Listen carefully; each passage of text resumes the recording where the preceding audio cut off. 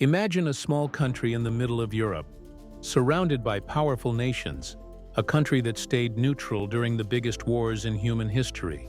Yet somehow, no one dares to invade it. Not during empires, not during modern wars, not even during World War II. So the real question is, what makes Switzerland so difficult to conquer? The answer is much more surprising than most people think. First, look at the map. Switzerland sits right in the heart of Europe. But its geography is a nightmare for any invading army. Nearly 60% of the country is covered by the massive Alps mountain range. These mountains create narrow valleys, steep cliffs, and limited routes for armies to move through. In military strategy, this is one of the worst terrains for an attacker. A defending army can control the few mountain passes, making it extremely difficult for a large force to enter the country. But geography alone isn't the real reason Switzerland is so hard to invade. The real secret lies in what the Swiss built inside those mountains. For decades, Switzerland quietly transformed its mountains into a giant fortress. Inside the Alps are thousands of bunkers, tunnels, and hidden military bases.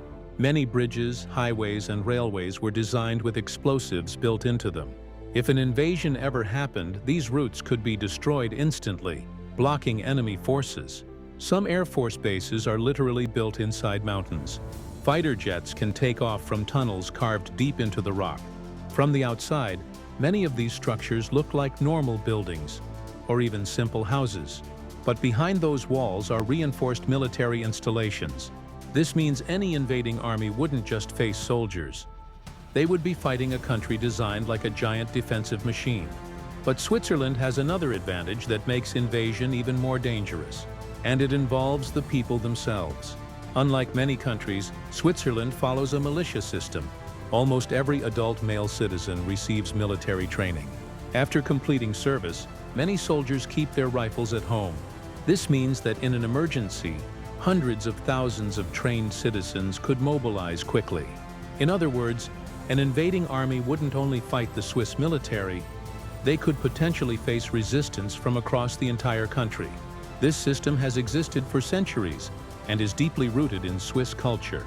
But even with mountains, bunkers, and armed citizens, there's still one more reason why invading Switzerland is a terrible idea. And this final reason might be the most important of all. For more than 200 years, Switzerland has followed a strict policy of neutrality. This means it avoids taking sides in international conflicts. During major global wars, including World War II, Switzerland did not officially join either side. Instead, it focused on defending its own borders. This strategy made invading Switzerland politically risky. Attacking a neutral country could turn global opinion against the aggressor. So for many powerful nations, the cost of invading Switzerland simply wasn't worth it. Between the mountains, the hidden defenses, the armed population, and political neutrality, Switzerland became one of the most difficult countries in the world to conquer. So when people ask why nobody invades Switzerland, the answer isn't just one reason. It's geography, it's strategy, it's preparation.